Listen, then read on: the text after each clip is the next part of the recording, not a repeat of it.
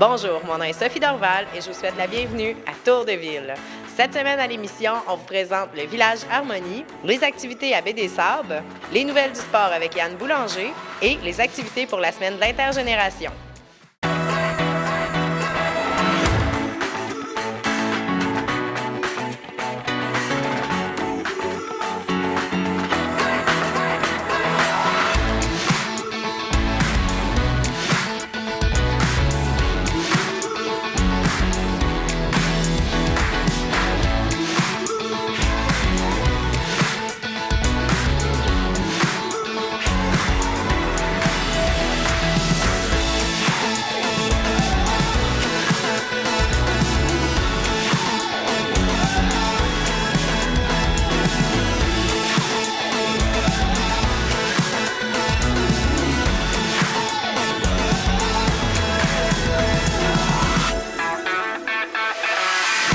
Durant les prochaines semaines, nous allons vous présenter une série de capsules sur les activités et les services qui sont offerts au Village Harmonie. Et cette semaine, on commence avec la directrice, Mme Annie Charon. On va commencer en fait pour parler des services. Quel genre de services les résidents ici peuvent avoir? En fait, on a vraiment une grande variété de services, que ce soit au niveau des activités, loisirs, mais aussi tout autre service. On a une piscine. Je vais parler un peu plus de tout ce qui est activité pour commencer. On a la piscine, les gens peuvent aller se baigner en tout temps. On a un terrain de pétanque à l'extérieur pour la période estivale. On a un terrain de shuffleboard intérieur. On a des jardins communautaires qu'on a installés au début, quand je suis arrivée, il y a 2 ans, un peu plus de 2 ans. Dans le fond, on a fait des jardins surélevés.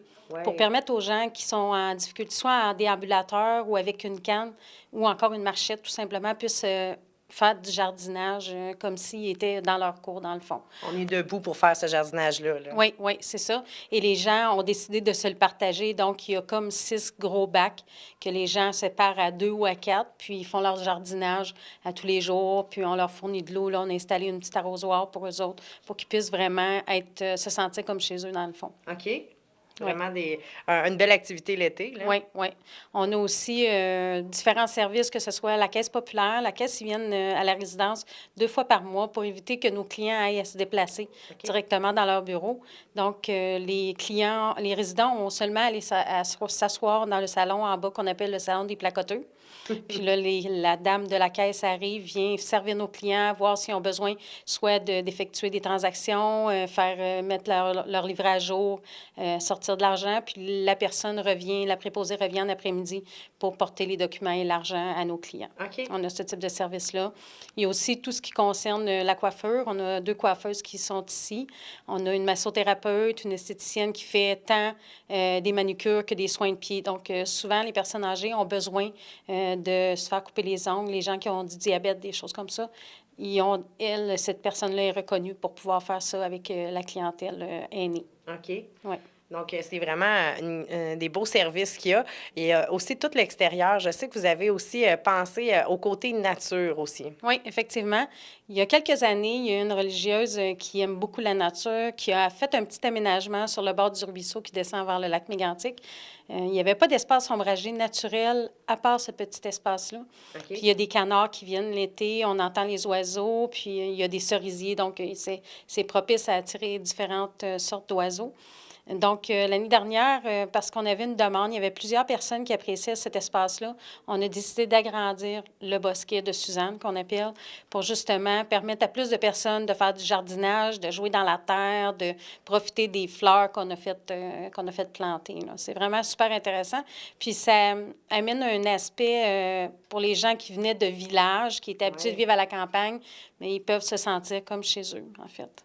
Donc, on n'a pas besoin d'aller bien loin, puis on est déjà en nature dans la forêt. Là. Oui, oui. Puis, le petit bosquet, il est à l'extérieur sur le côté de la résidence, mais on voit quand même un peu le lac. Donc, c'est vraiment un espace qui est super intéressant, puis de beaucoup de tranquillité dans ce petit coin-là.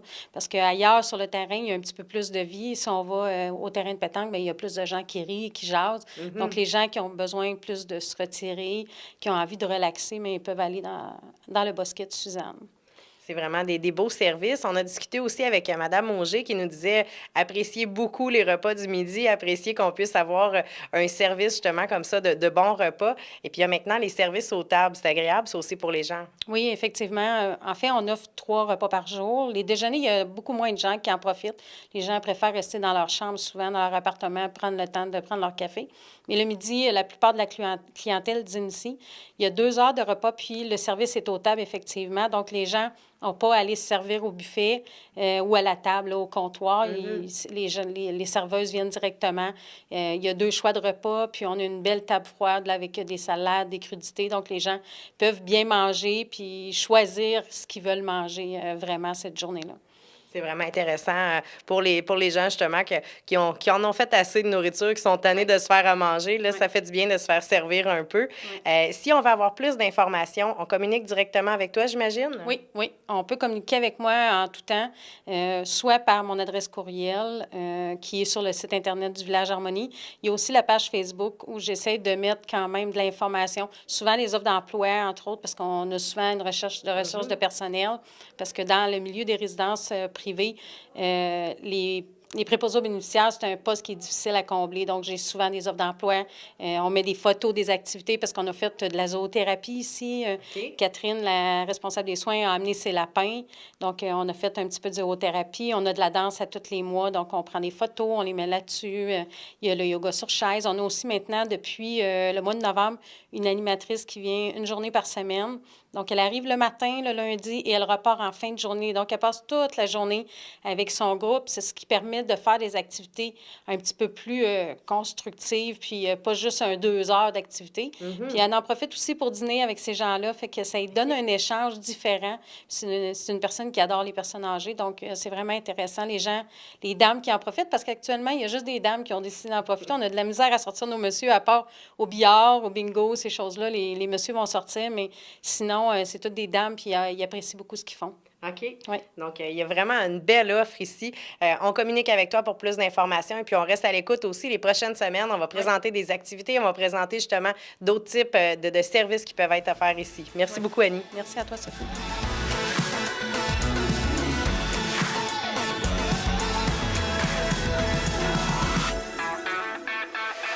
On s'est déplacé du côté de la baie des Sables pour connaître les prochaines activités et on a rencontré Mme Chantal Roy. Chantal, on est en plein hiver. Là, il fait froid aujourd'hui. On ne sait jamais à chaque jour comment il fait. Ici, à Baie-des-Sables, on peut faire plusieurs activités. Peux-tu me nommer un peu les activités qu'on peut faire ici? Oui, il est possible de pratiquer à tous les jours la raquette et le ski de fond. Oui. La billetterie est ouverte de 9h à 16h. Okay. Les week-ends, les samedis et les dimanches, la montagne est ouverte pour le ski alpin et la glissade sur tube. Le vendredi soir en soirée de 18h à 22h pour le ski alpin seulement. Okay. Aussi, durant les journées pédagogiques, la montagne est ouverte pour le plaisir des petits et des grands de 11h à 16h. Donc, on suit les horaires des gens, on suit les horaires des étudiants aussi. Il est possible de louer de l'équipement pour venir faire justement du ski, de la planche à neige, plein d'activités comme ça. En plus de la pratique du sport, ici, on peut faire plusieurs activités. Vous en organisez justement des ponctuelles. La fin de semaine du 3 février, il y a justement 2 belles activités. Oui, tout d'abord, les gens sont invités à venir visiter notre village de pêche. Pour cette journée, il y a un tournoi d'organiser. Okay. Les gens qui sont intéressés à participer au tournoi, je vous invite à communiquer avec M. Jacques Proto au 819-583-9774. D'accord. Il y a aussi cette même journée-là, la journée de la patrouille, donc des bénévoles qui reçoivent les gens. Oui, c'est l'équipe de la patrouille canadienne de ski qui reçoit les gens en haut de la montagne. Durant cette journée, il va y avoir de l'animation, de la musique et une surprise culinaire que j'ai eu l'occasion de déguster lors de la soirée au flambeau et okay. C'est à ne pas manquer. Ça vaut la peine. Oui, ça vaut le déplacement, à ne pas manquer. Donc, si on veut plus d'informations, connaître les conditions des pistes, savoir si vous êtes ouvert, justement les heures d'ouverture de la billetterie, on peut communiquer avec vous par téléphone? Oui, au 819-583-3965 et via notre site Internet au www.bdsables.com. Bien, merci beaucoup. Puis, il y a aussi le Facebook. On invite les gens à aller voir s'ils veulent avoir plus d'informations. Je te remercie. Puis, on se revoit dans 2 semaines. Merci et bonne fin de journée. Merci. Cette chronique est une présentation de l'équipe des loisirs Lac-Mégantic.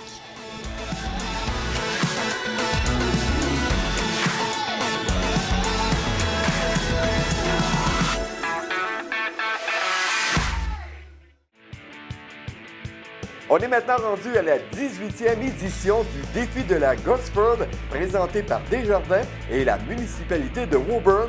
Ça a lieu les 10 et 11 février prochains. Activités gratuites, courses de chiens de traîneau de niveau provincial, compétition de ski, randonnée en raquettes, jeux gonflables, glissades et bien d'autres activités vous attendent pour cette 18e édition les 10 et 11 février prochains.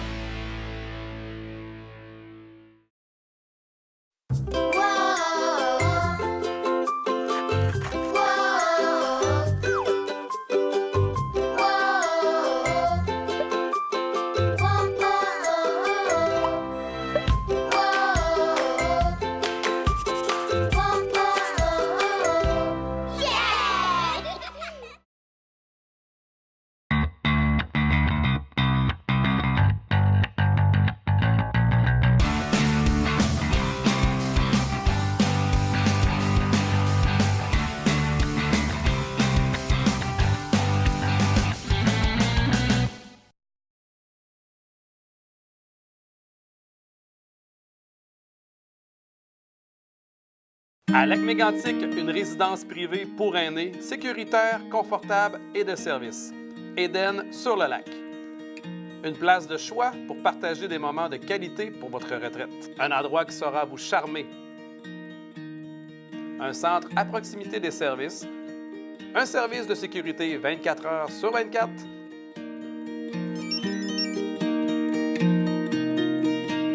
Une équipe dévouée. Je trouve qu'on est bien, je suis Port-Jean-Dieu, on aime bien ça. Puis on est bien nourri, quasiment trop. Ouais. On a un service de qualité. On ne peut pas demander On n'ira mieux. pas à job pour trouver mieux. Découvrez tout le charme de notre résidence au cœur de Lac-Mégantic. Résidence Éden sur le lac. Je vais faire mon possible pour passer le restant de ma vie, ici, en tout cas.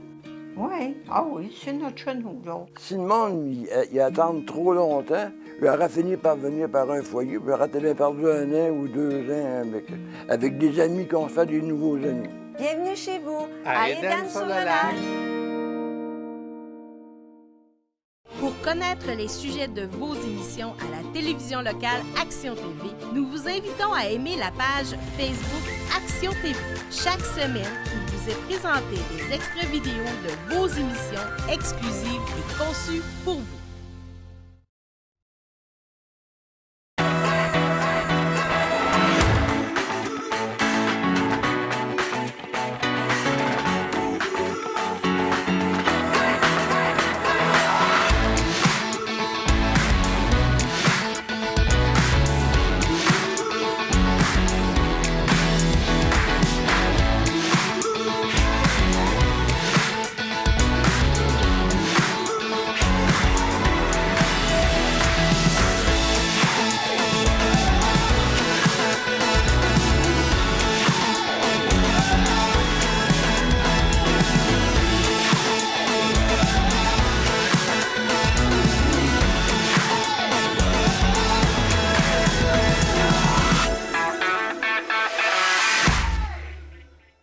C'est maintenant le temps de vos nouvelles sportives régionales avec Yann Boulanger. Au cours du dernier week-end, le Turmel Junior et le Turmel Senior disputaient des rencontres. On va débuter avec le Turmel Senior. On jouait à une seule reprise alors qu'on accueillait la formation de tête de la LLH, bien sûr le TGC de Saint-Gédéon qui, depuis le début de la saison, là, on joue vraiment du très, très gros hockey. On ne perd pratiquement jamais. Et du côté du Turmel Senior, on avait une formation réduite. Manquait plusieurs personnes, dont 2 défenseurs qui font la différence dans un match, Yannick Baillargeon et Marc-André Lacroix. On avait aussi des débuts pour plusieurs joueurs en attaque. Bruno-Pierre Boulet commençait, il jouait son premier match avec le Turmel Senior. Même chose pour Ken Godbout. Donc, on amenait des nouveaux joueurs en attaque. Un retour pour Cédric Breton à la défensive aussi. Et ça a été une défaite du Turmel Senior.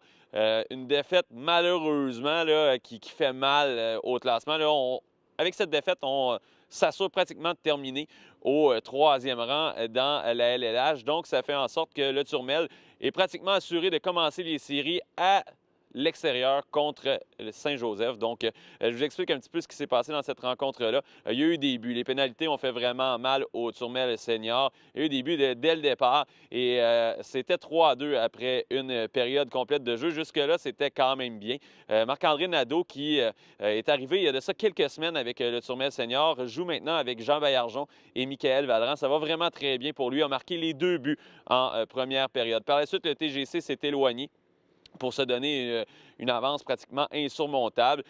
Encore une fois, Marc-André Nadeau a réussi à marquer un autre but. C'est lui qui a d'ailleurs les 3 buts au cours de la rencontre. Donc, une défaite du Turmel senior qui fait mal au moral des troupes. Mais il faut le dire, il y avait plusieurs joueurs qui débutaient pratiquement leur saison. C'est difficile de trouver un rythme dans un match aussi intense, face à une formation aussi expérimentée avec autant de bons joueurs que le TGC de Saint-Gédéon. Quand tu commences ta saison dans le milieu de l'année avec un niveau aussi élevé. Donc, bravo quand même à ces joueurs qui ont pris le relais pour le Turmel senior en l'absence de plusieurs joueurs réguliers. Donc, le Turmel qui va tenter de mettre un terme. On est dans une vilaine séquence du côté du Turmel senior. C'est vendredi. Donc, pour tous ceux et celles que ça intéresse, le Turmel est en action. On passe au Turmel junior. Je vous ai parlé la semaine dernière qu'on avait gagné un tournoi du côté du Turmel junior. Donc, depuis la défaite contre Saint-Éphrem, on a gagné le tournoi de Saint-Charles et la semaine dernière, on jouait à 2 reprises contre Coleraine vendredi et le samedi, on affrontait la formation de Haute-Beauce. Et pour le Turmel junior, c'est vraiment là un retour à nos bonnes habitudes. On avait pris peut-être quelques mauvais plis là, depuis le début de la saison, parce qu'il faut le dire, quand tu gagnes facilement, à un certain moment donné, tu t'en permets un petit peu plus. Tu dis, on va peut-être être plus en attaque. On fait des petites choses un petit peu moins bien qui font en sorte qu'à un certain moment donné, tu perds un match. Et c'est ce qui est arrivé. Et parfois, c'est une bonne chose de perdre une rencontre. Ça arrive dans la Ligue nationale, ça arrive dans n'importe quel sport. Quand tu gagnes trop à un certain moment donné, mais les autres équipes s'améliorent et toi, en faisant des choses un petit peu toutes croches, à un certain moment donné, tu te fais avoir par ces formations-là.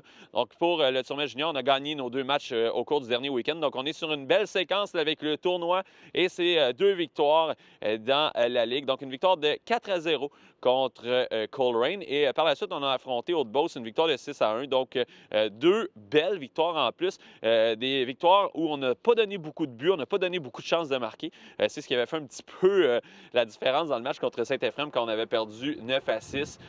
Tu donnes quand même 9 buts dans une rencontre. Donc, ta défensive a été poreuse à un certain moment donné. Donc, pour le Turmel junior, on est revenu aux sources. On travaille bien, on joue bien. Refaire les petites choses qu'on faisait bien en début de saison qui nous permettaient de gagner des matchs consécutifs. Donc, pour le Turmel junior, vraiment un excellent week-end la fin de semaine dernière avec 2 belles victoires.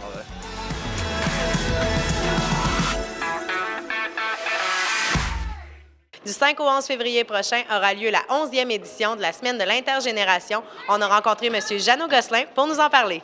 Premièrement, l'intergénération, on en parle depuis quelques années. J'aimerais ça qu'on le répète. C'est quoi cette semaine-là? Qu'est-ce qu'on souligne?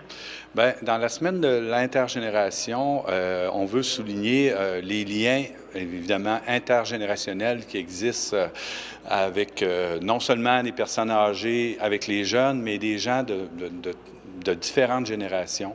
Donc, l'importance de ces liens-là pour renforcer la solidarité, la proximité, bien, on pense que c'est une valeur qui est une valeur ajoutée pour notre communauté. Et puis, on est à notre 11e édition cette année, donc on est fiers de ça. D'autant plus que, à notre connaissance, il y a peu de municipalités ou pas de municipalités, à part de MRC, je veux dire, qui sont porteurs d'une semaine comme celle-là. Donc, on pense que c'est un caractère assez distinctif à notre MRC. Puis, on voit d'année en année l'intérêt se développer par le nombre d'activités qui sont proposées à la communauté. C'est plusieurs municipalités. On dit que c'est les municipalités qui participent, mais en fait, c'est soit des activités organisées par des comités. On peut penser aux fermières, les lions, des groupes d'amis, des groupes de jeunes qui peuvent organiser justement des activités dans les milieux. C'est plusieurs milieux qui en profitent. Cette année, ça ressemble à quoi un peu? Bien, cette année, on compte 80 des municipalités de la MRC, c'est-à-dire 16 sur 20, qui, à travers les organismes de leur milieu, proposent des activités. Donc, on passe des secteurs du loisir, de la culture, de communautaire. C'est très varié comme proposition. Et il y en a qui changent d'activité à chaque année. Il y en a qui sur un même thème, développent quelque chose qui lui permet d'aller un petit peu plus loin. Je pense à ce compte-là à Piopolis, qui, avec leur sentier, ajoutent des choses à chaque année, ce qui a un double objectif dans leur cas, c'est bonifier leur sentier, mais en même temps, prendre un temps pour favoriser des activités intergénérationnelles dans leur milieu. Donc, c'est des activités qui se déroulent à la grandeur de la MRC du Granit. Il faut le dire, on ne les nommera pas toutes aujourd'hui. Il y a une façon de les connaître, ces activités-là, de savoir c'est quoi la programmation, comment ça fonctionne, où on peut justement se référer. Bien, il y a plusieurs façons. Il y a dans l'Écho de Frontenac, il va y avoir une parution, c'est dans les prochains jours ou semaines, là, qui vont annoncer les activités qui sont prévues dans le cadre de la semaine. Et puis, il va y avoir aussi sur la page Facebook la semaine de l'intergénération MRC du Granit qui a été créée à cet effet-là. Il y a aussi la page Facebook de la table de concertation des personnes aînées qui en parle. Okay. Et aussi le site web de la MRC du Granit là, sur lequel on peut retrouver ces activités-là. Ce qu'il faut peut-être dire par rapport aux activités, des fois, c'est des activités qui sont un petit peu plus comme, mettons, entre une école puis le cercle des fermières, mettons, donc c'est pas des activités grand public, mais il y en a qui sont plus invitation au public, donc il s'agit de vérifier à l'avance, selon l'activité qu'il y a, si c'est possible d'y participer ou pas. Si ça nous est destiné, justement, en tant que personne, des fois, d'un autre village, si on va avoir des informations spécifiques, on peut aussi contacter Mme Saint-Jean à la table de concertation des aînés. Oui, avec Marie Saint-Jean, qui est l'agente de développement de la table de concertation des personnes aînées. On peut la rejoindre au 819-554-6298. Donc, c'est sûr que, en complément de tout ce que je viens de nommer, là, Mme Saint-Jean va se faire un plaisir de vous informer. Et puis, une activité comme ça, qui est à sa 11e année, ça ne peut pas se faire tout seul. Ça ne peut pas se réaliser sans l'appui, justement, financier de plusieurs partenaires. On va les nommer parce que c'est vraiment très important. Bien, on peut dire déjà, je parlais des municipalités tout à l'heure. Les municipalités, on a 13 municipalités sur 20 qui nous ont confirmé du financement pour supporter l'activité de la semaine, les activités de la semaine de l'intergénération, qui sont essentiellement des activités de visibilité. On veut donner de la visibilité aux activités qui sont faites. Donc, dans les parutions dans le journal ou sur les pages Facebook, mais aussi par une activité qu'on appelle de reconnaissance qu'on fait par après et aussi par une publication dans le journal de l'Écho Frontenac de photos des activités qui ont été réalisées. Donc, en faisant ça, bien, je pense qu'on donne une vitrine intéressante aux porteurs de ces activités-là. Évidemment, il y a les municipalités qui participent au financement, il y a les caisses des jardins qui nous appuient là-dedans. Donc, il y a les municipalités que je nommerai pas toutes, là, mais il y a la Constellation 05 ans, le Carrefour Jeunesse-Emploi du Granit, la table de concertation des personnes aînées et un groupe social, je dirais, les dynamiques de Val-Racine qui participent à ça. Donc, tout ça pour dire que, évidemment, c'est tous ces efforts-là qui sont faits dans le cadre de cette semaine-là qui mènent à la tenue de cette activité-là qui, année après année, là, comme je disais au départ, là, amène toujours des nouveautés puis de l'engouement. l'argument. Donc, on invite les gens de la région à participer à ces activités-là. On les invite aussi à consulter les différents médias locaux pour connaître l'horaire, la programmation et puis un beau bravo à tous les gens qui portent ces activités-là dans les milieux. Je te remercie beaucoup, Jeannot. Merci beaucoup, Sophie.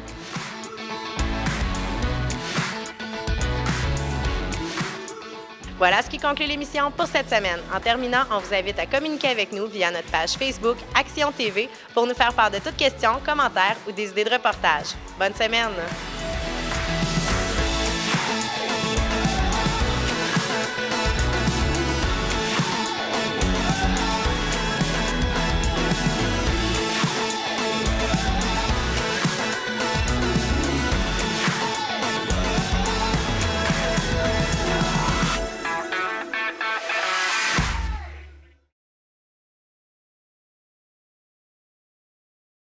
Profitez pleinement de l'expérience télénumérique de Câble Action. Voici comment brancher nos terminaux standards et HD en quelques étapes faciles. Deux types de terminaux se retrouvent sur le marché, le modèle standard et le haute définition.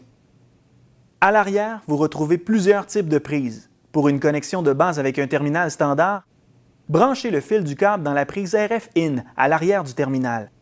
Reliez ensuite le terminal au téléviseur avec le câble RF. Branchez une extrémité dans la prise TV VCR du terminal et l'autre dans l'entrée câble IN du téléviseur. Puis, branchez l'alimentation électrique du téléviseur. Ouvrez le téléviseur avec sa télécommande d'origine et syntonisez le canal 3. Vous pouvez maintenant profiter du guide interactif avec la télécommande du terminal et mettre de côté celle du téléviseur. Avec nos terminaux standards, vous pouvez également profiter d'un son stéréo. Pour un son stéréo avec votre terminal standard, utilisez un câble RCA rouge, jaune, blanc que vous branchez au terminal et au téléviseur dans les entrées de couleur correspondantes. Ouvrez le téléviseur avec sa télécommande d'origine et choisissez la source d'où proviendront l'image et le son. Sur une télécommande de téléviseur, les touches les plus courantes pour le faire sont Source, Vidéo source, Input, TV vidéo. Sélectionnez la source, l'entrée où sont branchés les fils derrière le téléviseur. Pour un fonctionnement optimal, l'avant du terminal doit être dégagé, car s'il est obstrué, le signal n'atteindra pas l'appareil. Voici maintenant comment brancher un terminal HD. Le branchement se fait idéalement avec un câble composante ou HDMI. Il suffit de relier le terminal au téléviseur à l'aide d'un câble HDMI après avoir branché le fil du câble dans le terminal. Branchez ensuite l'alimentation électrique du téléviseur et le tour est joué. Informez-vous auprès de notre service à la clientèle pour connaître tous les avantages de la télénumérique Câble Action. Vous pouvez imprimer cette procédure à partir de notre site Internet en cliquant sur le fichier qui accompagne cette vidéo. Pour plus d'informations, contactez notre soutien technique au 1-866-552-9466.